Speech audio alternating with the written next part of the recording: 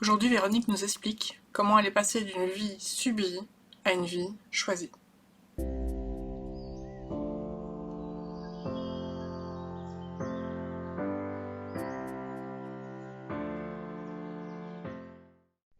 Donc aujourd'hui, nous recevons Véronique. Véronique, merci beaucoup d'être là. D'abord, comment vas-tu?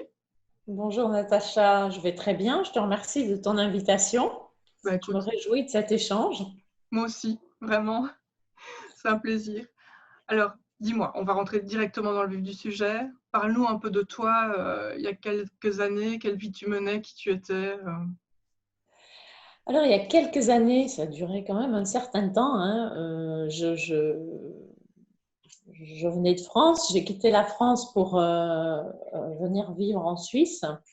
Et puis, voilà, je m'étais formée, j'avais mon diplôme déjà d'infirmière. Et puis, j'ai trouvé un travail en Suisse. Ils venaient recruter jusque dans les écoles. Et mon compagnon m'a suivi. Nous sommes venus en Suisse, nous avons travaillé, puis ensuite, ben voilà, nous avons fondé notre petite famille. Euh, Nous avons eu de magnifiques enfants, ça a pris quelques années. Ouais.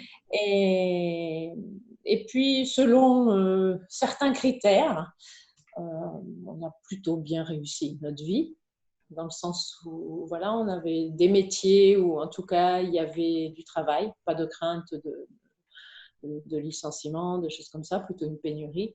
Et puis, on a fini par acheter une maison plutôt sympathique en Suisse, donc ça peut des fois faire rêver un petit peu comme ça. Et même au bout de d'un certain temps, on a acheté aussi une maison en France, sur la côte atlantique. Et donc, c'était merveilleux. Une vie confortable, quoi. C'était merveilleux, c'était confortable, pas de problème de santé, nos enfants allaient super bien. Enfin, moi, je me suis spécialisée après, j'ai fait quelques années de spécialisation, travaillé au bloc opératoire. Enfin, voilà.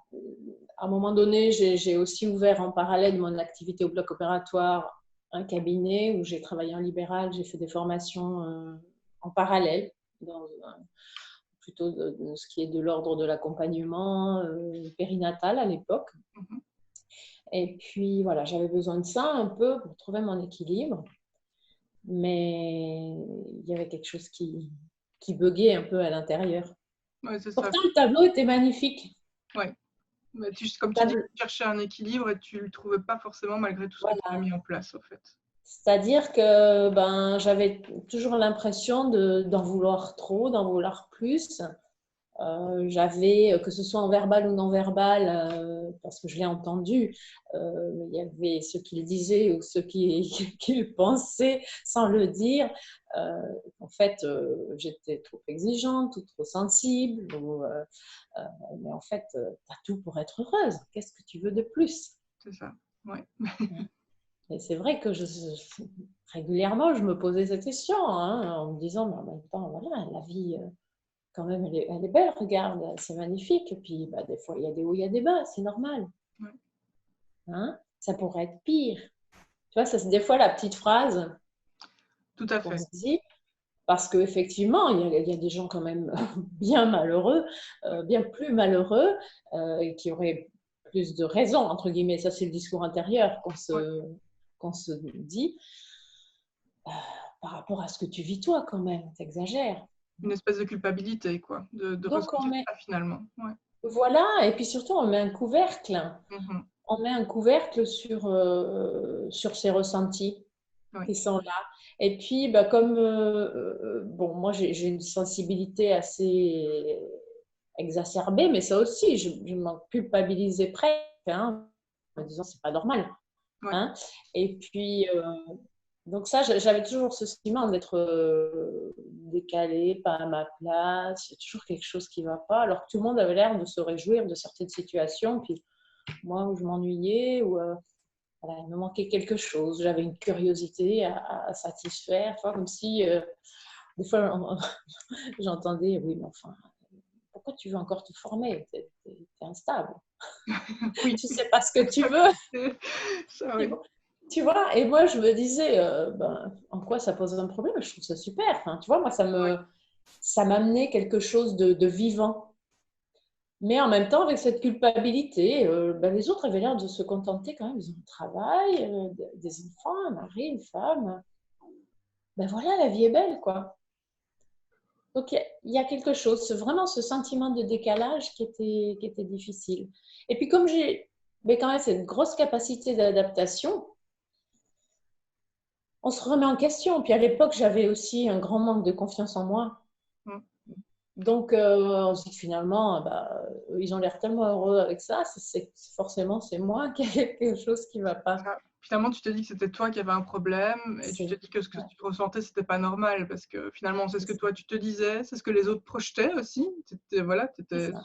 soi-disant trop exigeante, Ouais, instable, etc. Et c'est donc, ça. tu as mis le couvercle dessus un certain temps, quoi. Oui, et quand j'étais pas bien, et des périodes où j'étais pas bien, on me disait, oh là là, mais fais-toi soigner, tu as un problème.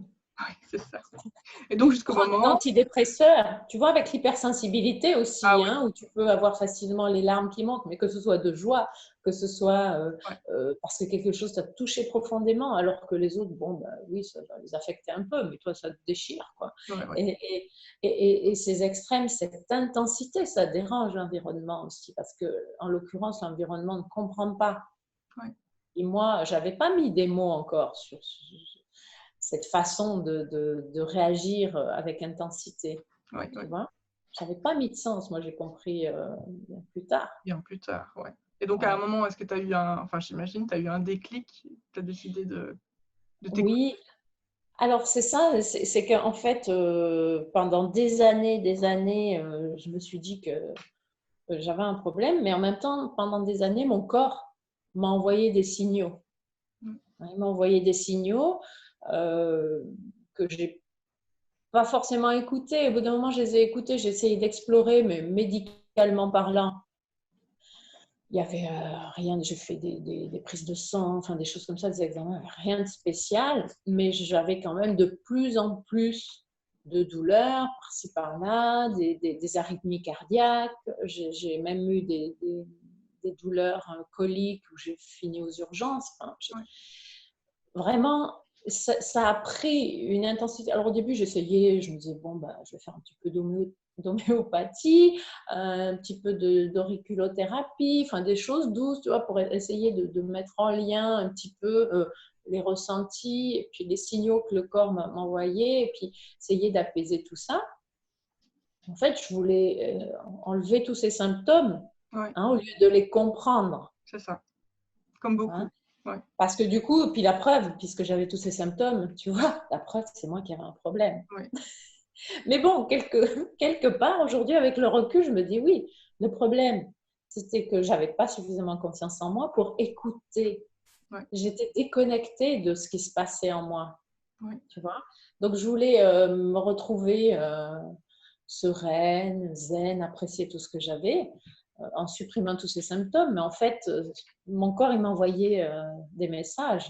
Oui, ça réglait pas le problème, hein, Ça réglait pas le problème. Et puis en fait, j'ai commencé parmi les formations que je faisais, à un moment donné, j'ai osé me lancer dans une formation de Gestalt thérapie mhm. qui durait 5 ans.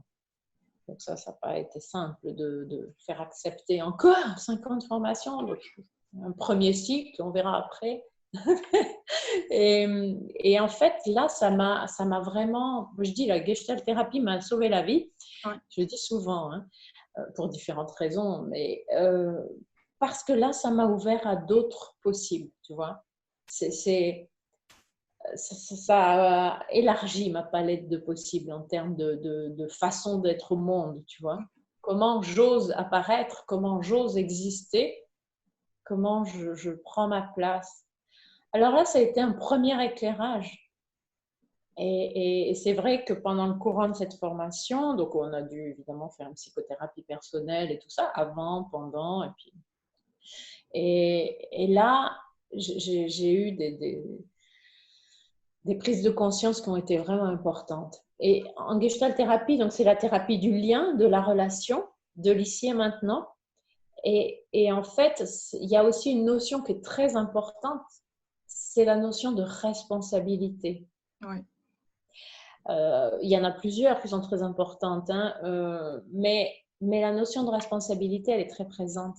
Et en fait, c'est comme quand on dit, oui, pendant des années, tu sais, il y a des citations des fois, j'ai attendu que ma vie change, mais en fait, j'ai compris qu'elle attendait que ce soit moi qui change. oui, tout à fait. Hein. C'est pas, le changement, il va pas venir de l'extérieur. Ouais. Et donc ça, c'est quelque chose que tu as compris finalement grâce à cette formation, et tu as compris que tu avais la possibilité de reprendre le pouvoir finalement C'est ça, sur ta vie. ouais. Ouais. En fait, c'était comme si, en fait, pendant longtemps, j'avais l'impression que la vie, c'était ça, puis je suivais la vie, hein, Ouais. ce qu'elle me mettait sur le chemin. Puis à ce moment-là, j'ai réalisé que je pouvais changer d'aiguillage. C'est-à-dire que je pouvais choisir. Tu vois, quand on dit au quotidien aussi, ah, il faut que je fasse ça. Ah oui, je dois faire ça. Ouais. Mais je pouvais décider de, oui, mais je choisis de faire ça.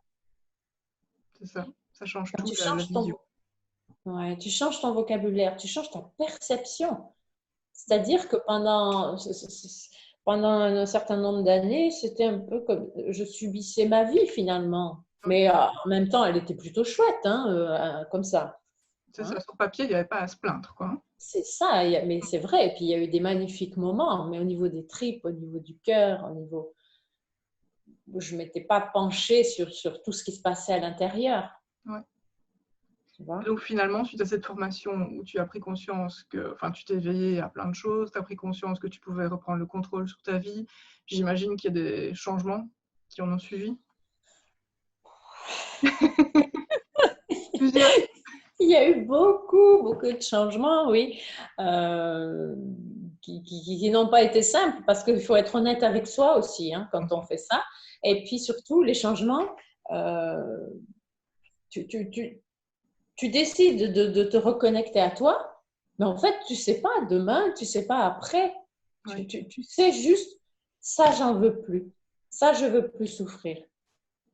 Donc, tu as à t'aligner entre, tu as d'abord à connaître, à te pencher sur tes besoins, tes valeurs.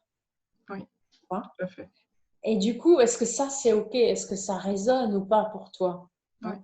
Et quand ce n'est pas le cas, ben, tu dois prendre ta responsabilité. Donc, moi, j'ai eu pas mal de changements après avoir essayé, j'ai envie de dire, à l'interne, de faire des modifications. Ben, c'est complexe parce qu'il y a tout l'environnement qui est là, oui, que ce soit le couple, les enfants, la famille, le travail et tout ça. Donc, pendant tout un moment, j'ai essayé et puis après, j'ai pris ma voie. Alors, effectivement, je me suis séparée à un moment donné, mais au niveau professionnel aussi, pendant plusieurs années, j'ai préparé, j'ai envie de dire, le terrain oui, en allant de plus en plus vers mes valeurs. oui. Petit pas par petit pas. Petit pas par petit pas et en même temps, il y avait comme un grand écart qui se faisait. Oui, Parce que le métier que j'avais, enfin, je suis toujours, mais que j'ai pratiqué longtemps et que j'adore, hein, mais après, les conditions dans lesquelles on l'exerce ne correspondent pas forcément aux valeurs qu'on a. oui, C'est comme si on a un idéal, mais en fait, la réalité, voilà, sur le terrain. Donc, il y a un grand écart qui est de plus en plus difficile, mais en fait, je gardais mon objectif. Hein. oui, Tu vois, ce qui est important, même pendant les moments qui ont été difficiles, notamment au moment de la séparation, des fois on peut se dire, oh mince, j'aurais pas dû, quoi, c'est l'horreur. Mais en fait, non, c'est un passage, et moi je dis toujours, c'est un peu comme l'accouchement, tu vois. Il y a le passage là, et c'est ça. après, tu vois, le bébé, quand il passe au niveau du bassin, là, ça serre, puis après, waouh, les poumons, il y a l'expansion, tu vois, il Oui, respire, et il pleure, il crie, là, quand des alvéoles qui s'ouvrent. Ben, c'est un petit peu ça. Moi, cette image, elle me parle. J'ai accompagné dans le cadre de la périnatalité au niveau du cabinet pendant 15 ans. Ben, voilà, cette image, elle me parle beaucoup. C'est qu'il y a ce passage où, oh là là, j'en bave, mais je sais vers où je veux aller. Alors concrètement et en détail, non, mais je veux aller vers quelque chose où je me sente bien. Je veux aller vers quelque chose où ça soit plus fluide. Je veux aller vers quelque chose qui me ressemble, oui, où je me sens me respecter quelque part. oui. Et donc c'est ça, finalement, quand tu as pris cette décision, malgré les peurs, malgré les doutes, tu as eu confiance en fait. Tu as eu confiance dans les choix que tu faisais parce que tu t'écoutais finalement. C'est ça, mais à un moment donné, si tu veux, il a fallu que j'arrive à un certain stade. Oui. Donc, il a été quand même assez élevé. Hein. On n'est pas Mm. obligé d'attendre aussi longtemps. Mais tu vois, voilà, il y en a qui vont le faire plus rapidement que moi. Hein. Mais quand on est aussi hyper empathique, on a toujours l'impression que on va essayer de comprendre l'autre, on va essayer d'en faire un peu plus pour que ça aille mieux, pour que ci, pour que là. Mais en fait, on s'oublie encore plus. Oui. Hein, on a toujours cet espoir-là et on est chez l'autre, on n'est pas chez soi, on est déconnecté de soi. Oui. Alors du coup, on Déconnecté. encaisse beaucoup trop longtemps. Oui. Et puis alors après, voilà, à un moment donné, il y a eu du trop, là, il faut que je prenne une décision, quoi. Et oui, je ne sais pas de quoi est fait demain, mais je sais que c'est plus là que je dois être. Donc c'est quelque chose qu'on n'explique pas. Oui. C'est de l'ordre du ressenti, puis j'y vais, quoi. En fait, c'est de l'autre côté de la peur, parce que la peur, elle me verrouille pendant longtemps. Oui. Hein. C'est de l'autre côté de la peur, parce qu'on se dit aussi que, comme je te disais, on a tout pour être heureux. Et puis surtout, on porte plus attention à ce que pense notre environnement. Oh, t'as une belle maison, oh, t'as de la chance, t'as des enfants. C'est magnifique, hein, ce que vous avez. Puis toi, à l'intérieur, ça coince, quoi, tu Oui. comprends pas. Donc, tu attaches plus d'importance à ça. Dire, bah oui, s'ils le disent. Mais c'est inconscient en même temps. Hein. Ah, S'ils oui. le disent, c'est que quand même, je vais quand même pas me plaindre.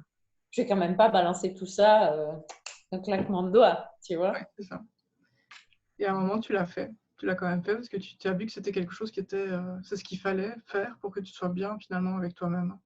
Oui, c'est accepter aussi que la vision des autres puisse être différente de la mienne, en tout cas C'est ça. leurs besoins et leurs valeurs sont différentes des miens.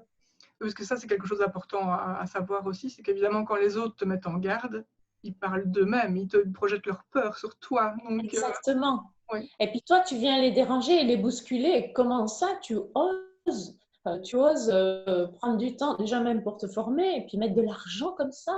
Tu vois, ça a un coût en temps, en investissement, en finance, et puis tout ça. C'est un peu égoïste hein, pour certains, oui. tu vois. Mais c'est souvent involontaire, enfin, c'est souvent inconscient aussi, quoi. C'est Finalement, on ne tout, se rend même pas compte, oui, qu'ils c'est projettent leur culturel aussi. Enfin, peur. voilà, l'éducation et tout ça. Puis on a appris que penser à soi, c'était quand même un petit peu égoïste. Il faut d'abord penser aux autres. Sauf qu'aujourd'hui, on sait bien que comment veux-tu prendre soin de l'autre tu vois, tout Mm. bêtement, en termes, par exemple, une infirmière, si elle ne mange pas, si elle ne boit pas, si elle ne dort pas, comment veux-tu qu'elle s'occupe de ses patients correctement quand elle arrive au boulot? C'est ça. Donc, Bel exemple, ouais. pour les enfants, c'est la même chose. Mm. Et je dis toujours, si tu es dans l'avion, si le masque il tombe, c'est pas sur le petit qui est à côté de toi qu'il faut le mettre. C'est d'abord sur toi pour que tu puisses t'occuper du petit. C'est ça. Parce que si tu ne le mets pas sur toi, tu ne vas pas t'occuper longtemps du petit qui est à côté de toi. C'est sûr. Tu vois et c'est plutôt l'inverse, c'est-à-dire que c'est globalement quand on va s'occuper des autres, d'abord, on va donner aux autres, se préoccuper des autres et tout ça, être très disponible, se rendre peut-être indispensable.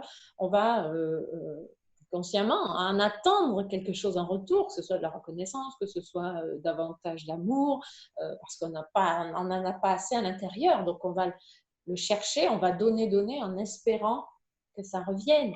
Ouais. Sauf que l'amour,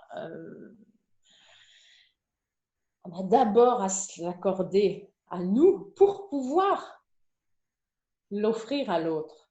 Oui. Comment je peux, moi, demander ou attendre du respect de l'autre si moi-même, je ne suis pas capable de me respecter? Oui, et puis en même temps, ça rend dépendant à l'autre. Ça peut amener des grandes frustrations parce que du coup, voilà, si l'autre ne donne pas cet amour, ben, on n'est pas bien en fait. Mais ça amène beaucoup de souffrance, ces attentes, et surtout, ce n'est pas la place de l'autre. L'autre n'est pas là pour combler tous nos besoins. L'autre, c'est la cerise sur le gâteau. Oui. Alors, bien sûr, nous sommes des êtres de relation, on a besoin de ces liens, d'être aimés et tout, mais l'autre n'est pas là pour. C'est pas un pansement, l'autre. Oui. C'est nous qui avons à travailler sur nos blessures. C'est nous qui avons Alors, bien sûr que c'est soutenant dans un couple, comme ça, on a à se soutenir, on a C'est chacun bien d'être entouré. Oui. des parts sombres, des parts plus lumineuses, des parts, voilà, des points forts et des points faibles, parce qu'on est humain. Et c'est ce qui fait aussi notre singularité. Oui. Mais globalement, on a à apprendre à s'ancrer, à se dire, moi, je tiens debout. Ben oui, des fois, j'ai la trouille. Oui, des fois, je suis triste. Oui, des fois, j'ai peur. C'est accepter aussi toutes ces parts de nous. Mais je tiens debout avec ma façon d'être au monde. Et donc, c'est ça, finalement, aujourd'hui. Comment tu te sens, comment tu vis, qu'est-ce que concrètement a changé, finalement? Alors, c'est ça. Maintenant, je suis beaucoup plus connectée à moi, hein, effectivement. Je suis beaucoup plus dans l'instant présent. Me dire, bon, et à me questionner, hein, est-ce que c'est OK pour toi? De quoi tu as envie? Où tu vas? Et alors, ce qui a changé, du coup, je suis passée, maintenant, j'ai fait plusieurs grands sauts, Oui. un peu comme chacun, si tu veux, je m'autorise ces défis. Alors, bien sûr, j'ai la trouille, hein, des fois. C'est pas de la magie comme ça, mais la vie, c'est pas comme ça linéaire, hein. Quand c'est linéaire, c'est plat, il n'y a plus de vie. Hein, c'est un peu de l'adrénaline de temps en temps. On se dit, oh là là, j'ai peur, est-ce que je vais y arriver, est-ce que je vais assurer, voilà. Mais après, waouh, après, je retrouve des étoiles dans les yeux. Je me mets des défis sans qu'on me dise, mais tu n'as pas besoin de faire ça, mais pourquoi tu vas faire ça, gna, gna. Tu vois, et surtout, je rencontre des gens, que ce soit aussi dans mon couple, que ce soit, je me connecte à des gens qui vont dans le même sens, qui osent, qui ont aussi ce besoin, d'apprendre, de grandir, qui sont pas, qui ont des valeurs communes en fait. Oui, c'est ça. Tu Mais vois? ça, c'est important ce que tu dis, parce que finalement, il y a beaucoup de gens qui ont peur aussi d'être rejetés de suite de leur changement. Mais ce n'est pas vraiment un rejet, c'est que quelque part, il y a tout l'entourage aussi qui va s'aligner finalement avec la personne qu'on ose être finalement. Il y a quand même une réalité. Mhm. C'est-à-dire que ça peut faire un grand nettoyage. Oui.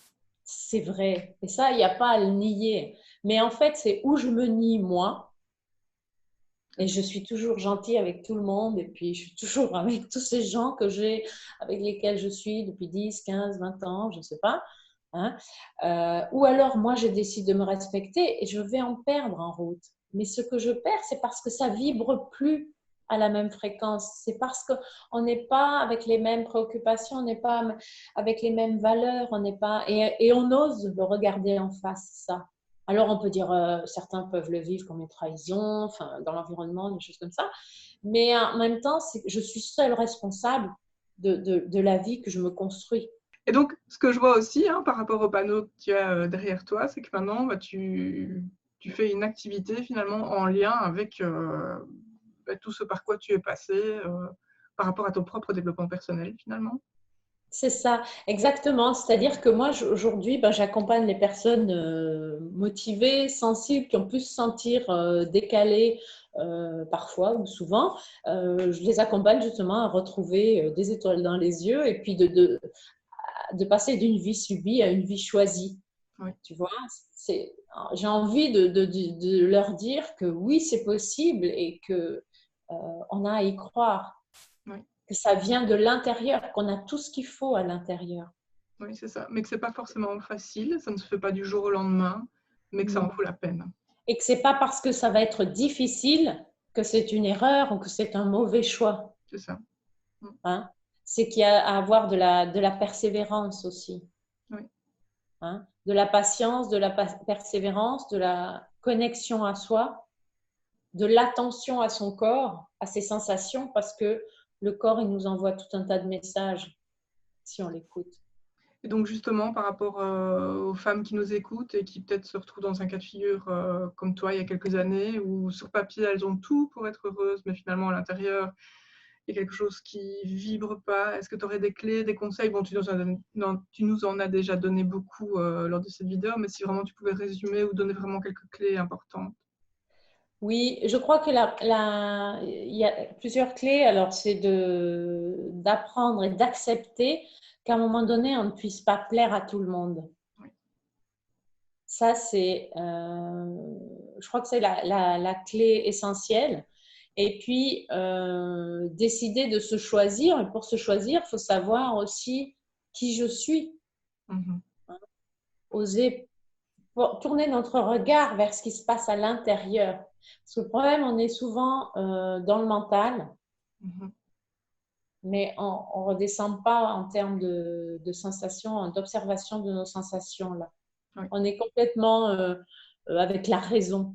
Et en fait, on a besoin de se reconnecter à notre cœur. Donc ça, c'est vraiment quelque chose d'important. Et puis, comprendre qu'en fait, il ne s'agit pas d'un interrupteur on-off. C'est que c'est tout un processus à mettre en place. Parce qu'on va être confronté, moi c'est vrai que j'ai pu, pour plein de raisons, être confrontée à la culpabilité, peut-être à la honte aussi. Hein, oui. Mais à chaque fois, c'est revenir et s'aligner en se disant, c'est quoi mon intention? Pourquoi je le fais? C'est-à-dire, c'est un processus, il y a quelque chose, ça va mettre du temps avant de porter ses fruits. Oui, c'est ça.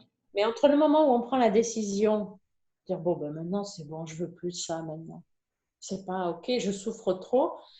Et puis tout ce qui va être mis en place, ben oui, je vais avoir mal, oui, je vais douter encore, mais j'ai besoin de revenir à moi à chaque fois.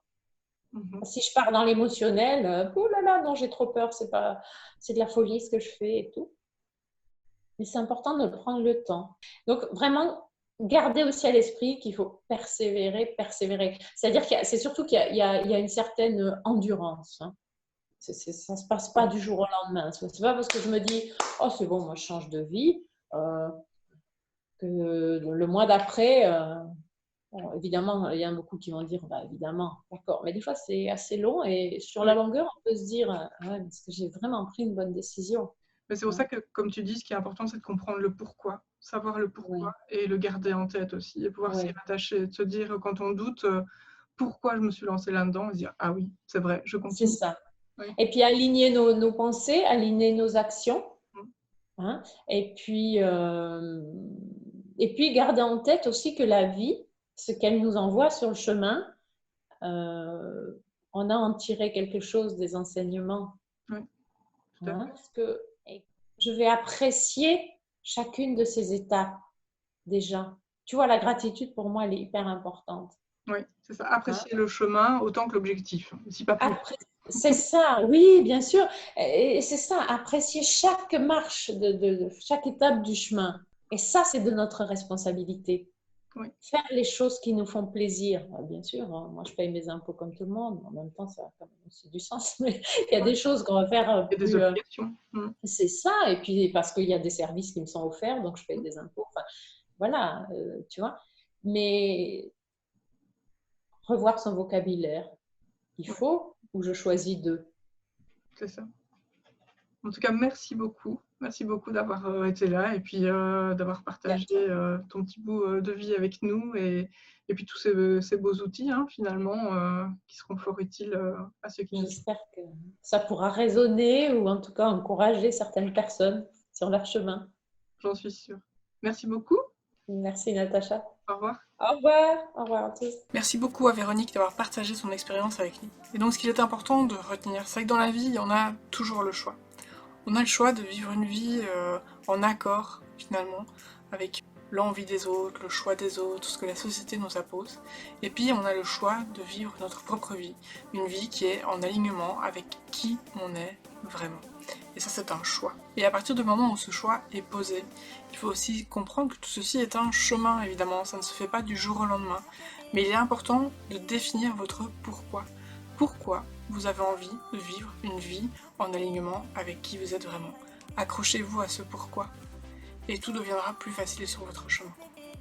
Je vous souhaite une excellente journée. À tout bientôt.